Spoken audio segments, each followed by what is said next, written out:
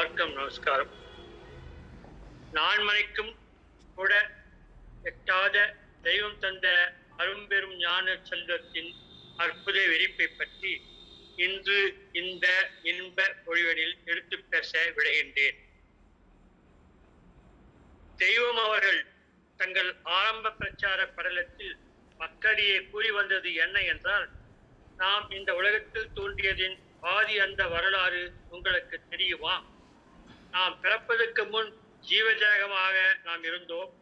அதை பற்றி தெரிந்து கொள்ள ஜீவஜேக வைப்பு என்னும் ரோஸ்மிதாக்கள் காலம் என்ற ஒன்றை உங்களுக்கு கூறுகிறேன். சகோதரர்களே, கேளுங்கள்.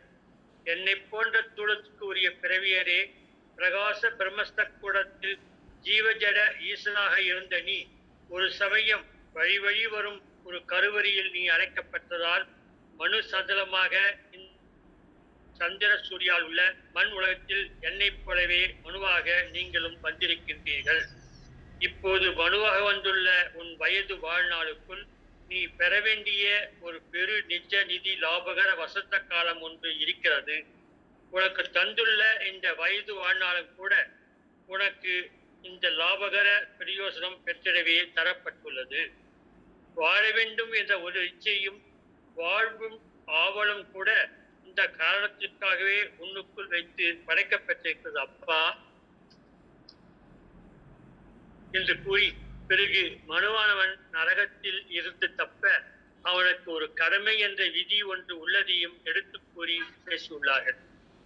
அதில் இந்த பிரம்மாண்டமான உலகில் உதயகிரியிலிருந்து அஸ்தகிரி வரைக்கும், தென்துருவம் முதல் வடதுருவம் வரைக்கும் நிறைந்திருக்கும் மனுக்குலமானது ஒரு சில ஆண்டுகளே பூமியில் வாழ்கிறது. அதன் பிறகு அது சொர்க்கம் அல்லது நரகம் புகுகிறது என்று அறிவித்தார்கள். இதை பற்றி தெய்வ மான்மியத்தில் நெடுங்கால பேறு பெறச் செய்யும் பெரிய காரிய பேருயிர் வாழ்விற்காகத்தான் நாம் வந்தோம்.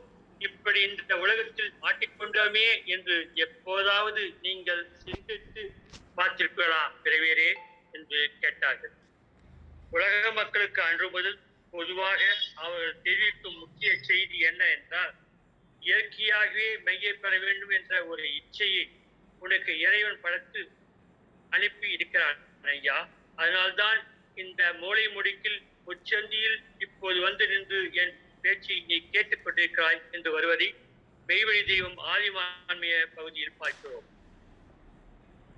பிற்காலத்தில் மெய்வழி மக்களுக்கு அறிய மான்மிய கிரந்தத்தில் இயற்கையாக மனிதனுக்கு விஞ்ஞான இச்சை எப்படி வந்தது என்று விவரிக்கின்றார்கள்.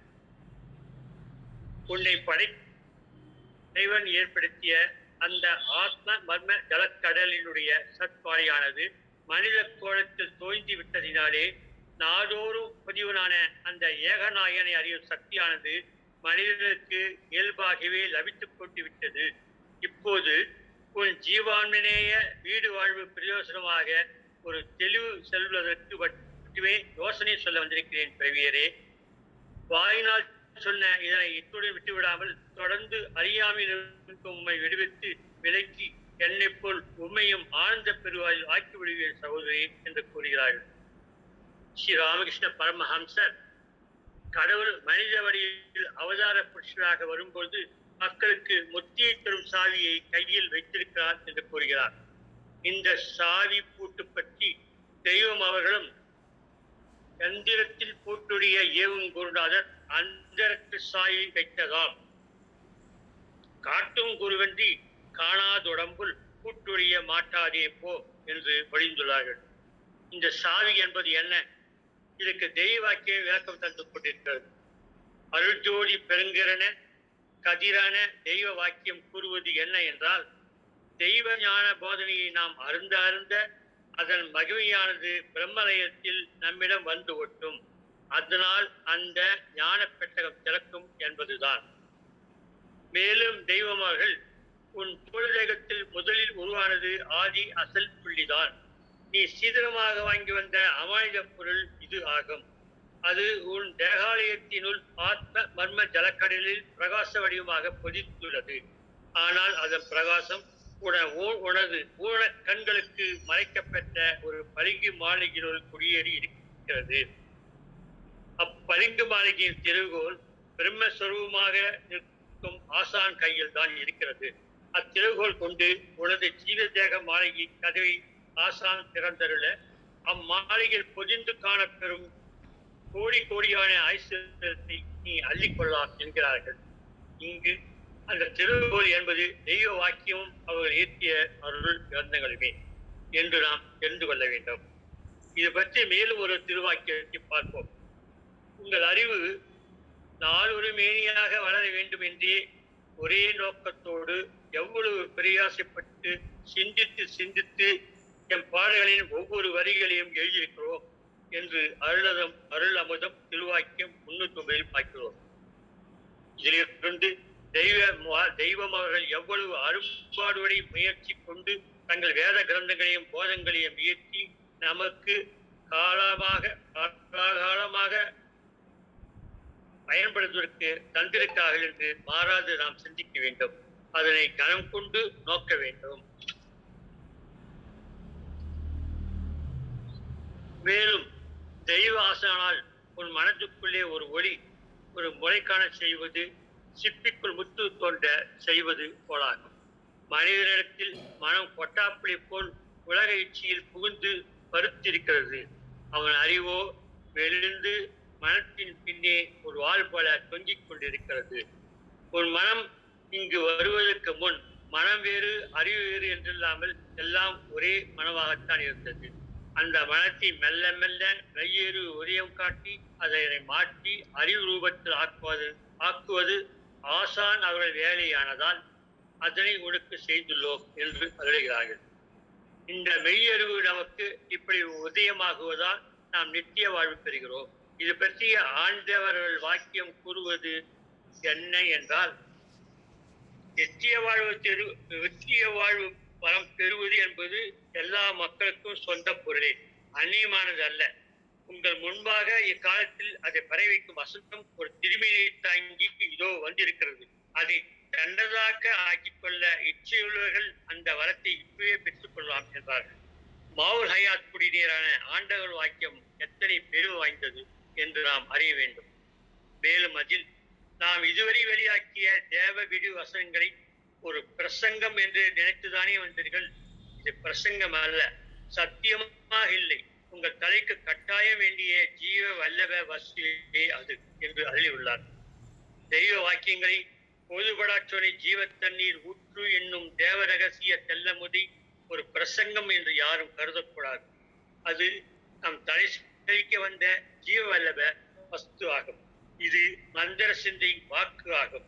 மேலும் ஒரு அருந்தவ ஆண்டவர் வாக்கியத்தில் நீ சாவாவரம் தரும் மெய்யறிவு பெற உனக்கு மெய்த்தவ தேவ போத ஆசிரியர் அவசியம் வேண்டும்.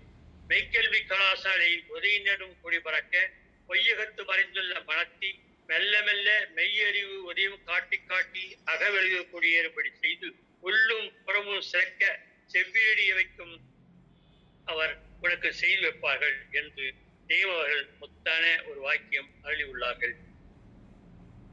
தெய்வர்கள் தரும் இந்த மெய்க்கல்வி போதனைகளே மாத்தவம் ஆகும். இதை பற்றிதான் தெய்வம் அவர்கள் யமபடை முறியடிக்கிற வல்லமை பெற்ற ஒரு இருக்கிறார், அவர்களை தேடு, அவர்கள் உன் மீது பிரியமாக இருக்க வைத்துக்கொள், அதுவே சொர்க்கம், அவர்கள் வெறுப்பு நரகம், இது சொல்ல வந்ததே வேதம் என்று கோழாயுதக்கூர் வாக்கியம் 239 கூறுகிறார்கள். அவரின் போதனைகளை திரும்ப திரும்ப நாம் படிப்பதுவே நம் மெய்யறிவை குறிக்கச் செய்யும் அருவருந்தாகும். மேலும் ஒரு தேவ ரகசியத்தை தெய்வர்கள் தங்கள் வாக்கியத்தில் கூறுகிறார்கள். நாம் உங்களிடத்தில் பதித்து வைத்துள்ள பிரணவக்களியின் திறனை வச்சு அறிவாகும். உலக இச்சையில் மனம் பூரிக்க பாவமே கைவசமாகும். ஆனால் என் போதனையால் அறிவு பூரிக்க சாவவரமையாகிய ஞானம் உனக்கு வந்து கிட்டும் என்று அந்த தெய்வ வாக்கியம் கூறுகிறது. இந்த பிரணவக்கலை என்பது என்ன? கரைத்தற்கரிய அரும்பெருநிலைகளாகிய கலைகள் 64 அப்பா தாண்டி மேம்பட்ட ஒரு கலையாகிய வேதம் கடந்த செழும்புட சராசன அரசு பீடமாகிய திருவிச்சென்னும் சிவகரக புரசலங்கிருந்த பிறப்பென்னும் பிழம்பென்னும் அந்த பிரம்மந்தர அதிமகோட நிலையிலேயே பிரணவக்கலை பெற முடியும் என்று தெய்வம் மான்மியத்தில் வரைந்துள்ளார்கள். தெய்வ போதத்தை கேட்டு கேட்டு வருவதனால் பிரணவக்கலை என்ற தெய்வ அமைப்பு நமக்கு கிடைக்கும். மற்றொரு அரும் சோபன ஆண்டவர்கள் வாக்கியம் ஒன்றில் இது சிப்பிக்குள் முத்தி தோன்ற செய்வது போலாகும் என்று தெய்வம் எடுத்துச் சொல்கிறார்கள். இப்படி வந்த வேதமாக வரும் ஆசானி பரமாத்மா என்று நாம் அறிய வேண்டும். இந்த தெய்வ வாக்கியத்தை பாருங்கள். பரமாத்மா தான் சூலம் எடுத்து வந்து ஜீவாத்மாகிய உனக்கு உன் ஜீவ தேகத்தை அறிவித்து உன் பொய்ச்சூலம் பிறத்தி அதன் பிறகு அப்பால் உள்ள காரண தேகத்தை அறிவித்தால்தான் இந்த ஜீவதேகம் கடந்த காரண தேகத்திற்கு போக்குவரத்து ஆகும் செயல் உனக்கு தெரிய வரும் என்கிறார்கள். நமக்கு குருவாக வந்துள்ள நமது பிரான் பரமாத்மாவை என்று நாம் அறிவோம். மேலும் பரமாத்மாவின் பெருந்தகமை பற்றி தெய்வ வாக்கியம் கூறுவதாவது: பரமாத்மா கற்பகோடி காலம் இருப்பது, அதன் நாமம்தான் உன் நாமம். மூச்சு ஆடிக்கொண்டிருப்பது ஜீவாத்மா. பரமாத்மாவுக்கு மூச்சு ஆடாது. பரமாத்மாவை சார்ந்த நெறியில் ஜீவாத்மாவின் மூச்சு அடங்கும். ஜீவாத்மா என்பது நீ, பரமாத்மா என்பது நான். நீ பெண், நாம் ஆண். பரமாத்மாவை சந்திப்பது ஜீவாத்மாவுக்கு இறைவன் கொடுத்த கட்டளை. இதற்கு தன்னைத்தான் சந்தித்தல் என்று பெயர் என்று குறிப்பிட்டுள்ளார்கள். பரமாத்மாக வந்துள்ள நமது தெய்வம் நமது ஒரு அரும்பெரும் திருவாக்கியத்தில் என் முன்னர் வந்து இருக்கும் போது உன் நினைவு வெளியே ஓடுவது மாறி உள்ளே வந்து நுழைகிறது. அப்போது ஒரு சுவாசம் ஒடுங்கி ஓடவும் ஆரம்பிக்கின்றது என்று திருமெய்ஞான குரல் பக்கம் 155 குறித்துள்ளார். இது ஒரு அரும் பெரும் தவச்செயல் தானே. இந்த சுவாசம் எப்படி அவர் சன்னிதானத்தில் ஒடுங்கும் பற்றியே பார்த்த விட பரம ரகசியத்தை உத்த சுவாசம் வந்து உள்ளடங்கும் புங்கிரியே என்று நம் வேதத்தில் பாடி, மேலும் இதற்கான பதிலை இந்த தேவ ரகசியத்தை ஞானத்தேன் என்னும் கல்லை தங்கள் மான்மத்தில் தெய்வன் மேலும் எடுத்து பேசுகிறார்கள். ஆட்டையின் போதனா வசனங்களை கேட்கும் போது அவர்களுக்கு இந்த நிலை வந்ததா? இது பற்றி தெய்வ மான்மத்தில் வருவதாவது: இணையற்ற சந்திப்பில் மூச்சினோடு இயங்கும் மூமு அநாகத ரகசிய மந்திர நிலைப்புகளும் அந்த கித்தாப்பின் பெருக்க விருப்பை பன்னீரு புத்து கண்ணீர் என்று கண்டார்கள் என்று குறிக்கப்பட்டுள்ளது. தெய்வம் அவர்கள் மேலும் கூறுவது என்ன என்றால், மெய்ஞான உலகில் செவிக்கு உணவு அருந்துவது என்பது உன் மெய் ஆசானின் ஞான சைதன்ய திருவார்த்தைகளை உள்ள சம்மதிக்க பூரித்து செய்வப்படுப்பது ஆகும். ஜீவனில் கப்பி உள்ள இருள் அகலும். அவரின் அருளறியே அந்த ஞான பொற்கின்ன பதுவானமே உன்னை எட்டாத பெருநிலைக்கு ஏற்றி வைக்கும் என்கிறார்கள். மேலும் ஒரு அருந்தவ வாக்கியத்தில், எமது போதமே உன்னை வேதமணித்துளில் 6வது அறிவாக பிறப்பெடுக்கிறது. அப்போது இது உன் அறிவுக்கும் அதிவல்லமையும் மகா அதிசய மகிழ்ச்சி கொடுத்து நாள்தோறும் அவற்றை வளர்த்து உன்னை ஏறா நிலைக்கு ஏற்றி வைக்கும் என்று கூறுகிறார்கள்.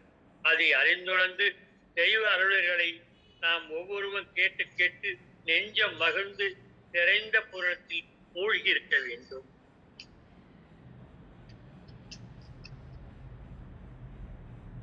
இந்த மேலும் தெய்வர்கள் ஒரு அந்த வாக்கியத்தில் கச்சுலாம், காயத்ரி, ககன்வித்தை, கமலைமணி, கருட்பிராட்பதி, கமல சஞ்சீவி, ஜீவ கற்பகத்திரு விருட்சபித்தானது என்று மான்மத்தில் வெளியாக்கியுள்ளோம்.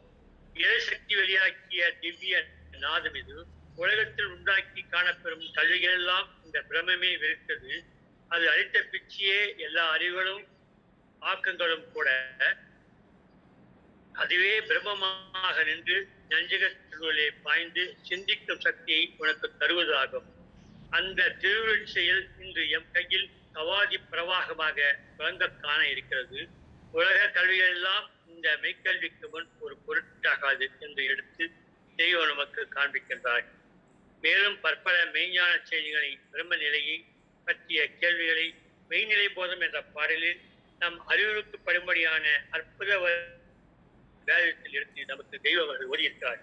அதில் தலைகாலும் கால்மேல் காணதும் எங்கே, சாகாத்தலை வேகா காணதும் எங்கே, நிலைசரண கமலமலர் ஆலயமும் எங்கே, பொய் உடம்பினுடைய மெய்ப்பொறி இருந்தது எங்கே, தன்னைத்தானறியும் திரு தலமதுவும் எங்கே, சின்னஞ்சிறுவாசல் சிதம்பர நடனம் எங்கே, மந்திரமும் யந்திரமும் பிறந்த தலம் எங்கே, அந்தரத்தில் 51 படி ஏனியும் எங்கே, அடிநடுவு முழுவாகி நின்ற நிற பையில் அடிமுடியும் நடுவாகி நின்ற மெய்யும் எங்கே, விடியாமல் வெடிந்திருந்த புன்னிவள நாடு எங்கே, குயிலிருந்து கூறுகின்ற குழுவனம் கொம்பு எங்கே, கோதை இளம் கண்ணி மகுமூது குழு எங்கே என்றெல்லாம் மெய்வேதத்தில் பாடி வைப்பது மட்டுமல்லாமல் மேலே நாம் ஓதிய கேள்விகள் அனைத்திற்கும் அதற்கான பதில்களையும் தங்கள் வேதத்திலும் மான்மியத்திலும் அருள்மிகு போதங்களிலும் எடுத்து பிடித்துள்ளார்கள். அதனால்தான் சொல்லாத நெறியையும் மெய்வழி நூலில் சொல்லி வைத்துள்ளேன் சந்ததிக்காய் என்றும், ஓதிய முத்தர் நூலில் மறைத்தது உயர்த்திடுவேன் இங்கே என்றும் பாடியுள்ளார்கள். இந்த தேவரகசிய பாரரகசிய ஜீவ மனம் கமழும் செய்திகளை எப்படியெல்லாமோ நாம் அறிவிக்கப்படும்படி எடுத்து விளக்கி உடைத்து பேசியுள்ளார்கள்.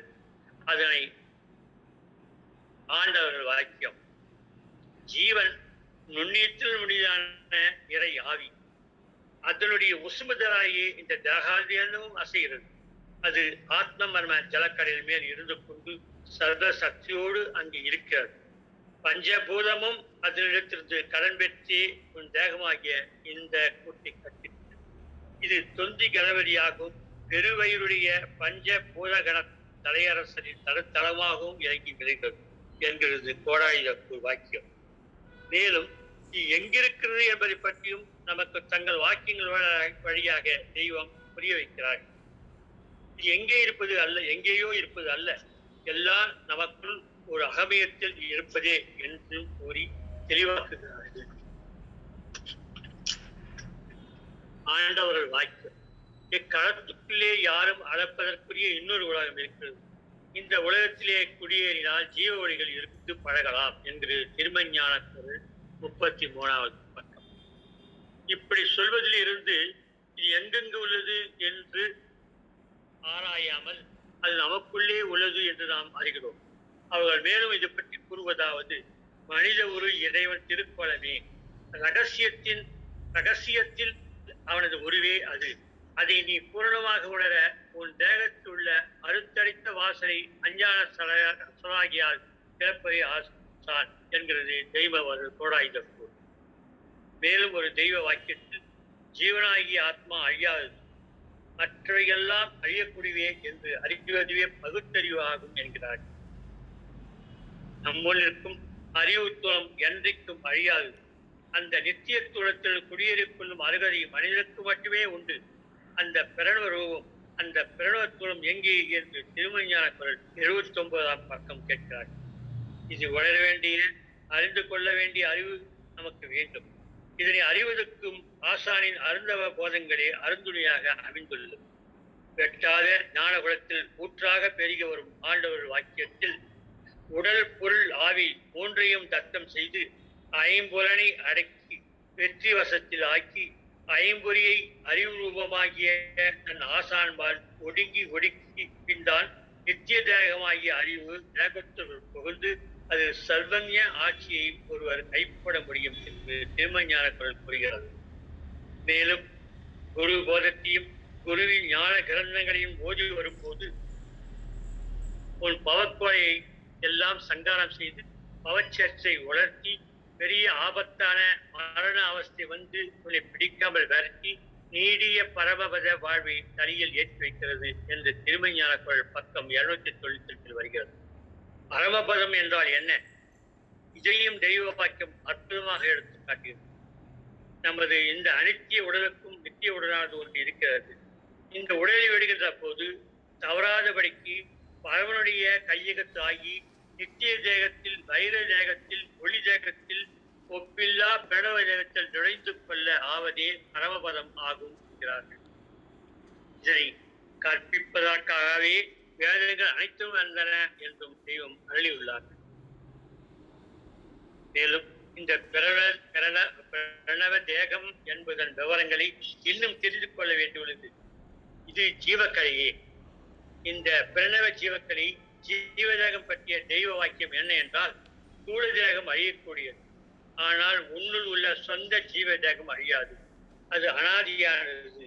அதுதான் சூக்கும உடல், விஸ்வரூப உடல். உலக வேலைகளுக்கு அழிவுடல் போதும். ஆனால் தேவ திருச்சன்னிதிக்கு ஏற எந்த ஆயுத்தாலும் அழிக்க முடியாத அந்த சூக்கும உடல் கொண்டால் தான் முடியும் என்று தெய்வம். ஆனால் இது பற்றி அறிவது அவ்வளவு எளிதல்ல. இதனை அறிவு இதனை அறிய சதா குருவரிடம் ஒட்ட வேண்டும். பரிபூரணரான அவரை நினைந்து வணங்கி வர வேண்டும். வரம்பில்லாத அகண்ட பரிபூரண ஆண்டவர் வாக்கியர் ஒருவன் தன் ஜீவகத்தை அறிந்த பிறகுதான் அவனுக்கு ஆத்ம நெறியை அறிவிக்கப்படும். இத்தூளத்தை நீக்கி ஜீவ தேகத்தில் ஏற்றி ஜீவாத்மாவையும் பரமாத்மாவையும் பரமாத்ம சொற்கள் அறிவிப்பார்கள் என்று அருளுகிறார்.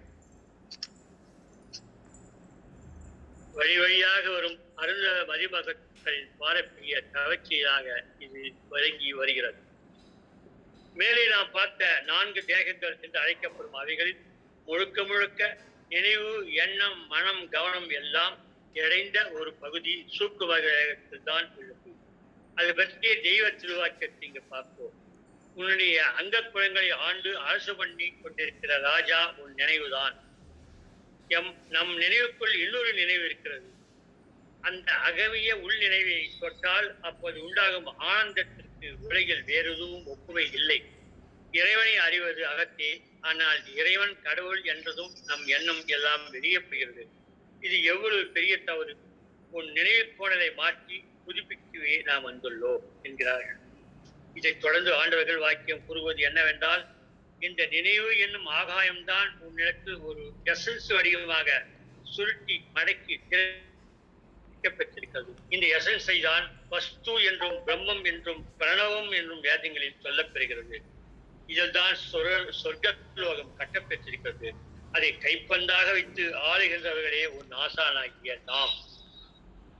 நீ அறிவு என்று நினைத்திருப்பது மனம். அது அறிவு அல்ல. அந்த மனத்தோடு இணைந்து பிரிக்க முடியாமல் பாலில் தண்ணீர் இணைந்த போல் கலந்து பிழைந்து கொண்டிருக்கிறது. மெய், பொய், நித்தியம், அனித்தியம், இந்த இரண்டையும் பிரித்தறியும் சக்தி உனது மனதிற்கு கிடையாது. அதனை தனித்தனியாக பிரித்து காட்டுவதே நம் வேலை. உன்னுள் உள்ள அறிவாகார மாணிக்கத்தை, ஜீவஜகத்தை நீ அறிந்தால்தான் மூச்சு உள்ளடக்கி தியானத்தில் அமர முடியும். உன் மனம் மூச்சில் கலந்திருக்கிறது. எம் நினைவிலிருந்து வெளியாகும் கூடியில் ஒன்றை, அணுவில் ஒரு அணுவி நீ நம்பி கைப்பற்றினால் எம்மிடத்துள்ள இந்த பிரபல வாழ்வை உங்கள் எல்லோர் தலையிலும் ஏற்றிவிடுவோம் அருளி உள்ளார். நினைவு பற்றி இவ்வளவு விரிவான பார ரகசியங்களை எடுத்து கூறி வரும் நமது தேவபிரான் அந்த நினைவு எங்குள்ளது, எங்கு உறைந்துள்ளது, எங்கு மறைந்துள்ளது என்பதை பற்றி கூறிடுவோம் மறக்கவில்லை. இது பற்றிய தெய்வ திருவாக்கியம் இப்போது பார்ப்போம். சரண கமல் ஆலயத்தில் அரை நிமிட நேரம் மட்டுமாவது தாம் இருக்க வேண்டும் என்கிறார் அருளிநாதர். சரண கமல் ஆலயத்தில் அரை நிமிட நேரம் மட்டும் தவமுறை நினைவில் தியானம் வைக்காத என்று திருப்புகளில் வருகிறது. அந்த சரண கமல ஆலயம் என்பது எண்சால் உடலில் உள்ள இடத்தில் அதனுடைய பிரதான இடத்தில் தான் இருக்கிறது. அதுதான் அசலாக அது இருக்கும் இடம். இந்த மந்திர வசனம் குறிக்கும் பொருள் எங்கிருக்கு? அந்த மயிலாசனம் என்ன நினைவு தங்குமிடம் தான் அது. அதில் நீ நினைத்தால் சத்தியன் என்ற பெயருக்கு பொருந்தும் பொருத்தமாகி நித்தியன் ஆகிறாய் என்று அருளுகிறார்கள். மேலும் இந்த சரண கமல மலர் ஆலயத்தினை பற்றிய தெய்வ வாக்கியங்களை நாம் தொடர்ந்து படிக்கும் போது நமக்கு மெய்ஞான அவர்களின் பூரிப்பு என்பது உதயமாகத்தான் செய்யும் என்று தெய்வ வாக்கியம் கூறுகிறது. மேலும் ஒரு ரட்சிப்பு தரும் ஆண்டவர் வாக்கியம், சரண கமல மலர் ஆலயம் என்பதானது இந்த உலகத்தில் மனுக்களாக பிறந்திருக்க அவ்வளவு தலைவர்களுக்கும் கட்டாயம் அவசியமாக தெரிந்திருக்க வேண்டிய ஒன்று. இதனை அறிந்தவர்களே தன்னை அறிந்தவர்கள். இதனை தெரியாதவர்களைத்தான் மூடர் மட்டி என்று கூட அருணகிரிநாதர் மொழிகின்றார் என்று சொல்லிட்டார்.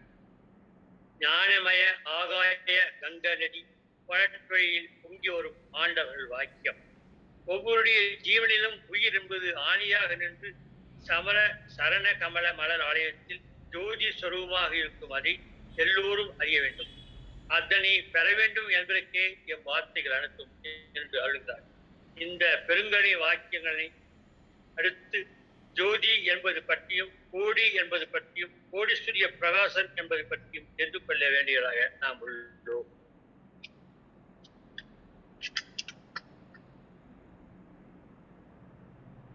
கோடி கடற்கோடி கன்னியாகுமரி கோடி, கோடியொளி ஞானமதி வீசுமறை கோடி, கோடி கோடி வளம் சுழறது கோடி கூடி காமக்குடி உயிரம் பூரணம் பொருளும் கூடி என்று வேதத்தில் வருகிறது. மேலும் ஆண்டவர்கள் கூறுவது என்ன என்றால், முதலில் தவச்சன்மகள் 1 கோடி கண்டதும் தேவ சன்னதங்கள் பெறுவார்கள். அப்புறம் 2 கோடி 3 கோடி 4 கோடி என்று ஏறுவார்கள். அது என்ன ஈடு இணையற்ற ஏற்றமாயிருக்கும். 4 கோடி கண்டவர்களே ஞாதரான். கோடி என்பதெல்லாம் பிரம்மந்திர எழில் உள்ள வெவ்வேறு தலங்கள், திருப்பதத்துக்குள்ளே உள்ள தமர்கள். அவை ஒவ்வொன்றிலும் கட்டிடங்கள், பண்டகசாலைகள், அதிசய குழிகள் சங்கமாக உள்ளன. இங்கு சென்று இந்த கோடி என்ற நிலையில் ஞானிகள் தவ நேரத்தில் புகுந்து கொள்ளும் தோளுமே கோடி சூரிய பிரகாசத்தோளும். அதுதான் நித்திய துளமாக உனக்கு அடுத்தாற்போல் தரப்பதாக இருக்கிறது என்று திருமைஞான குரல் 38 வருகிறது. மேலும் ஒரு அருந்தவ ஆண்டவர் வாக்கியம் கூறுவது என்னவென்றால், தேவசன்ற முத்திராங்கிருந்த பெருங்கரணி அருளால் உன் எதிர்லோக முத்தி மூல விருட்சமாகிய கற்பகத்தடி நடலில் ஒத்தை மரம் படைத்தூண்டி நவவாசனையில் உள்தாளிட்டு வெகுகாலம் நித்திய தேவத்தில் இருக்கும் போது மேல்படியாகிய மெய்யுலகம் திறக்கும். அங்கே உள் நுழைந்தாயானால் கோடி சூரிய பிரகாச கதிர்களுக்கிடையில் சிக்கிக் கொள்வாய். இவ்வாறு தெரிந்து உள்ளே செல்வதே மெய்த்துறவு. அந்நிலையில் இத்தூள உணர்வு முழுதும் இறந்துவிட்டு போகிறது. அந்த அலங்கார பரப்பாக்கிய மின்னல் கதிர்களுக்கிடையில் மாட்டிக் கொள்வதால் வரும் ஆழ்ந்த பரவசத்தை அனுபவித்த ஜீவன் அந்த இச்சையில் காலமெல்லாம் இதை தொடருவதிலேயே நிறுத்தி விடுகிறது. இதனால் மாத்தவமே ஏறும் என்று வான்மதி குரலில் வருகிறது. இது நிறைவான ஒரு மெய்த்தவன் தரும் ஆண்டவர் வாக்கியமே. அடுத்து தன்முடி மேல் அறிவைத்த ஞான பாதம், சரண கமல மலர் ஆலயத்தில் அறிந்த பாதம், கண்ணி இளம் கண்ணி திருக்கமலபாதம் என்பது நமது தேவ வேத வரிகள். சரண கமல ஆலயத்தில் உள்ள பாதங்களை பற்றிய வரிகள் இது. மேலும் இந்த சரண கமல மலர் ஆலயத்தினை பற்றி வருகின்ற தெய்வ வாக்கியங்களையும் வேத வரிகளையும் கேட்கும் போது தொடர்ந்து கொன்றணி காயத்து தேவை பற்றியும் ஞானபாத நிலை பற்றியும் தெரிந்து கொள்ள வேண்டியவர்களாக இருக்கிறோம். முதலில் பாத நிலை பற்றிய தெய்வ வாக்கியங்களை கவனிப்போம். மெய்ஞான அருள்மத மருந்தான ஆண்டவர் வாக்கியம், உன் நெஞ்சுமாகிய நடுவீட்டில் வைத்திருக்கும் புதையலே கத்தால் சிவனி பாதம், ஆதம் பாதம், திருப்பாதம் என்பதாகும். இது புராதன சொத்து. உன் குருபரன் தரும் சத்திய சுத்த வாக்கியத்தில் அறியப்படுவதே அது. அவர் அருளால் அதை அறியாதவர்கள் அல்லாதவர்களே என்கிறார். ஊ என்ற பிள்ளையார் சொல்லிய அது இந்த கோழையில் பக்கம் 94 வருகிறது. ஏழ்நிலை கம்புவான குஞ்சதுவாம் தான் ஊமை எழுத்து என்றும் வருகிறது. ஜீவனுக்கு அவசியமான சிவச்செங்கோல் தான் தற்கால். இது மனிதனின் சொந்த தேகமாகிய சுக் தேகம் என்று கூறுகிறார். வெள்ளாஸ்ரீயே சூக்கும தேகம் என்று தெய்வ அருள்வரை கூறுகிறது. இதிலிருந்து சூக்கும தேகம் என்ன என்று நாம் தெரிந்து கொள்ளலாம். பிரம்ம பிரகாசமாக உள்ளது சூக்கும தூளம். இதை காட்டவே முதல் அச்சமாகி ஊ என்ற பிள்ளையாஸ்ரீ வந்தது. இது பிரம்ம ஞான கல்வியை அறியவே வந்தது என்று கிருஷ்ணநாத திருவுலசம் 28 வருகிறது. பிள்ளையாஸ்ரீ என்பதே எழுதாத எழுத்து. இது பிரம்ம மயத்தை குறிக்கிறது. ஏகாட்சமாகி அதை நாம் அறிவோம். குருபரனே அதை அறிவிக்க முடியும். வாழறிவன் ஆகிய அதை விளக்குகின்ற குருவை போற்றிதான் உலகில் அறிவோம் நட்டார்கள் குருவாழ்க குருவே துணை என்று ஓதி படிக்கப்பெறுகிறது. ஆதி சைவத்தில் முதலாக நாட்டப்பட்ட வரிகள் இது. குருவாழ்க குருவே துணை என்று ஆரம்ப கல்வி பாடமாகவும் நில உலகில் கொண்டது இது என்று தெய்வம் அறிவிக்கின்றார்கள். மேலும் பாயத்தை பற்றி வேதத்தில் பாடுகையில்,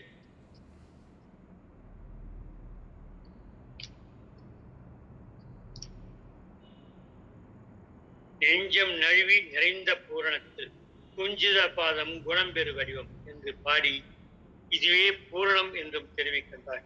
இதனைத் தொடர்ந்து பிள்ளையாசுரியே அடிமுடி நடுவாகவும் அகரோக சிகரமாகவும் அலிபுலாம் மீமாகவும் இருக்கின்றது என்ற பாரத ரகசியத்தை தெய்வ வாக்கியம் கூறுவனவற்றை இங்கு பார்ப்போம்.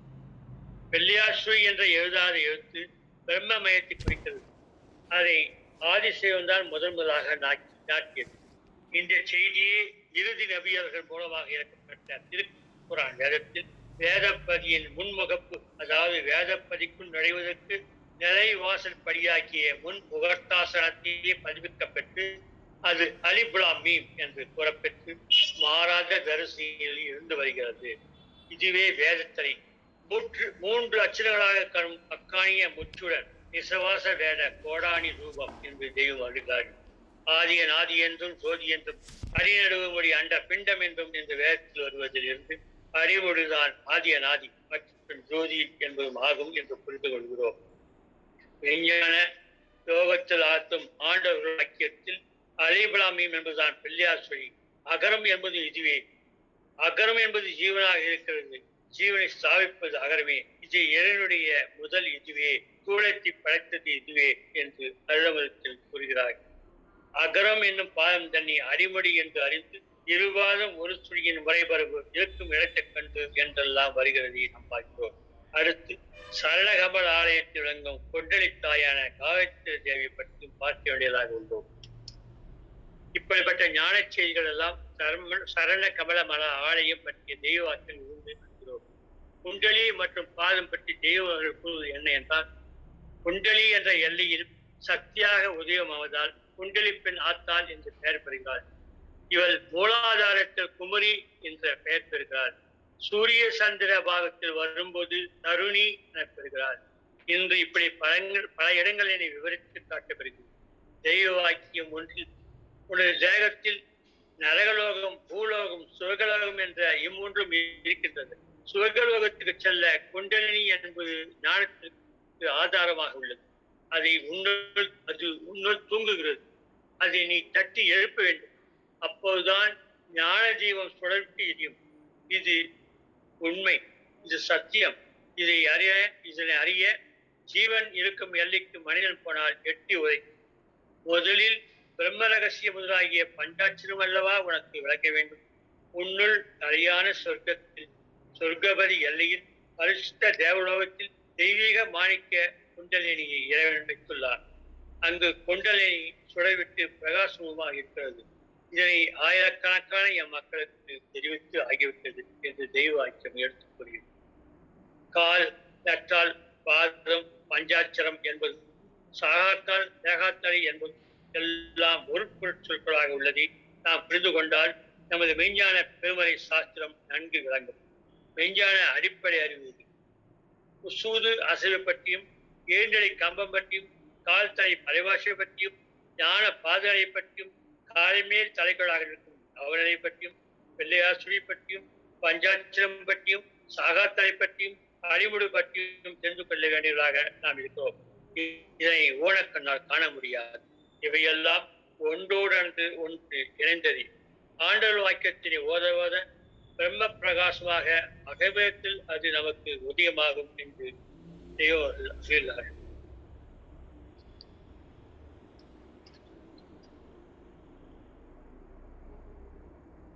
தெய்வழி வேதம் பக்கம் 28 தோல் இரு பாதத்தொண்டு தூக்கி மறுபாதம் தேவ நடனம் தெரியும் தேசி பஞ்சாட்சரமே என்று தெய்வம் பாடியுள்ளதை நாம் பார்ப்போம். பாதம் என்பதும் தெய்வ வேத போதத்தால் பிரகாசிப்பது என்றும், இதுவே பிரணவக்கலை உதயம் என்ற தனியில் பஞ்சாட்சரமாக எழுந்து விழுகிறது என்றும் இதை பற்றியெல்லாம் தெய்வம் மிக அழகாக எழுத்து விளக்குகிறார். பெண்ணிகள்தான் திருவான் கரையாகிய ஆண்டவர் வாக்கியத்தில் ஆதி சுருதிகளின்படி வைத்து பார்க்கும்போது இறைவன் மனோவாக்கு எட்டப்படாதவர். அதை ஐந்தறிவு கொண்டு எட்ட முடியாது. அதை பார்க்கத்தான் தூக்குமதத்தை நிறைவேற்றிக் கொள்ளலாம். பஞ்சாட்சரம், அஷ்டாட்சரம், கலிமா, ஏகாட்சரம் எல்லாம் இதனையே குறிக்கிறது. சைவ திருமேனியாகிய வாடாத தேகம் இது. அந்த சுயம்பு லிங்கம் கல்லாலை வெளிச்சத்தின் கீழ் கோடிசூரிய பிறவை வீசிக்கொண்டு ஜெகஜோதியாக வீட்டிருக்கிறது. அங்கு குளிரினால் நம் இஷ்டம் போல் அதிமகோன்னத நிலைக்கு போகலாம், திரும்ப வரலாம். இந்த ஜோதி தரிசனியான அந்த வஜ்ர தேகம் ஆசானின் அருளை இயக்கட்டும். இந்த வஜ்ர தேகமான தேகம் ஆசாரின் அருள்களை இயக்கட்டும். ஆசானின் அருளே அருள்பெருஞ்சோதி தனுப்பெருங்கருணை, ஆசானின் அருளே அருள்பெருஞ்சோதி தனுப்பெருங்கருணை என வர்ணனை செய்யப்பட்டது. அந்த பிரம்ம பிரகாசமான பஞ்சாட்சரம் உனக்குள்ளாக பிரகாசிக்க வேண்டும். ஆதியில் புராதனமானதும் கோடி கோடி காலமாக தம்மை அண்டின ஜீவர்களுக்கு ரட்சிப்பு தருவதும் சர்வபோகம் நிறைந்து நின்று பிரகாசிப்பதுமாகிய இந்த பஞ்சாட்சர பொருள் ஒன்றே உண்டுதான். இதிலிருந்தே மற்ற மதங்கள் உண்டாயின. மதங்கள் வேறு வேறானது அல்ல என்ற அற்புத ஞான செயலை தேவ அருபந்தை தெளிவாக ஆண்டவர்கள் தங்கள் வாக்கியத்தில் எடுத்து கூறுகிறார். மேலும் மேலும் அருவமான இந்த பிரணவம் பற்றிய விவரங்களை இன்னும் நாம் தெரிந்து கொள்ள வேண்டியுள்ளது. ஒட்டி ஒட்டாதே உடம்பில் ஓங்கி நிற்கும் பஞ்சாட்சரத்தை பற்றி தெய்வ வேதங்களில் இருந்து நாம் தெரிந்து கொள்ள வேண்டியது என்ன என்றால், பஞ்சாட்சர பொருள் என்பது அனுபவமானது. ஞான சக்தியின் மாயா கோடானி கொண்டு பரபிரம்மத்தால் எழுதப்படுவது. பிரம்ம வித்தியில் அகரமாக நடனமிடுவதும் இல்லை என்பதாகும். மேலும் தெய்வ வாக்கியங்களை நமக்கு தெரிவிப்பது என்ன? தெய்வ வாக்கியங்கள் நமக்கு தெரிவிப்பது என்னென்றால், பஞ்சாட்சரம் தான் நம் ஜீவ தேகம். இதுதான் சைவ திருமேனி, சைவ நாயகம், வினிகிய பரிசுத்த ஏழு தேகம் என்று அறிகிறோம். மேலும் அது கைலாசன் என்னும் நினைவு தங்கமே ஆகும். அதில் நீ நினைத்தால் சக்தி என்ற பெயருக்கு பொருத்தமாகி நித்தியனாவாய் என்கிற தெய்வ அருள் வருஷம். குருபோதம் உணர்வுபூர்வமாக உனக்கு இது எல்லாம் தரும் என்கிறது ஆண்டவர்கள் வாக்கியம். சமரச வேத நாதராகிய நமது ஆண்டவர்கள் உயிர் இல்லாமல் போன எல்லா வேதங்களுக்கும் உயிர் கொடுத்து அனைத்து வேதங்களுக்கும் உயிராக விளங்குவர். அவர்கள் பற்றி நாம் வேதத்திற்கு உயிர் கொடுக்கிற இவர்கள் இதுகாலம் வரை எழுத்தாக இருந்த மஞ்சள் ரூபத்தை பிரகாசப்பொருளாக காட்டுகிற இவர்கள் எப்பேற்பொருளாக இருப்பார்கள் என்று நுணுகி எண்ணவில்லை என்றால் மெய்யான பிரயோசனம் உனக்கு கிட்டாமலே போய்விடும் என்று எடுத்துக் கூறுகிறார்கள். ஆண்டவரின் சென்ற வாக்கியங்களில் இருந்து நாம் தெரிந்து கொள்வது என்ன என்றால், இது பொங்குமாங்கடல் போன்றது என்பதுவே என்று அறியலாம். மெய்வழி தெய்வம் நமக்கு அரும்பெரும் தவச்செயலை பற்றி எவ்வளவுதான் எடுத்து பேசினாலும் இன்னும் நாம் மெய்வழி தெய்வத்தின் மகா வல்லப மாட்சியை பற்றி பூரணமாக அறிந்து கொண்டதாக தெரியவில்லை. நமது தெய்வ சாலையான குரு பூமியை புத்தியோகம், தண்டகாருண்யம், ஒளிவாமலை அதுவே நம் சொந்த பூமி. ஆண்டவர் வாக்கியமே நமக்கு ஜீவக்கலை பிரணவக்கலையை தருகிறது. பிரணவக்கலை என்பது எழுத்தல்ல, தேவநாத ஒளி என்றும் தோன்றுகிற இன்பம். குரு பெரும் அருட்பெருஞ்செயல்களை கேட்கும் போது, அது செவிச்சியாக வருஷிக்கப்பெறும் போது அதை உண்டனுபவிக்கும் சுவைக்கு நிகரான இல்லவே இல்லை என்றார். செவிச்சிலை உணவு உண்ண ஒரு ஆசான்பால் அன்பு பெறுகிறது என்பது தீமைஞான குரல். அருள்பம் கொண்ட ஆண்டவர் வாக்கியத்தில் ஆசான் மீது நீ ஒட்ட உன் மூச்சு நீளம் தன்னால் வர குறையும், கொஞ்சம் கொஞ்சமாக அடங்கும். இதன் பின் தான் துவாத சாந்த பெருவழிக்கு போக முடியும். அதன் பின் பரவழிக்கு போகலாம். இங்கு யமன் அஞ்சி ஓடிவிட்டிருப்பான். ஆசான் மீது ஒட்ட தூளம் பரிசுத்தமாகும் என்று எடுத்துக் கொள்ளும்.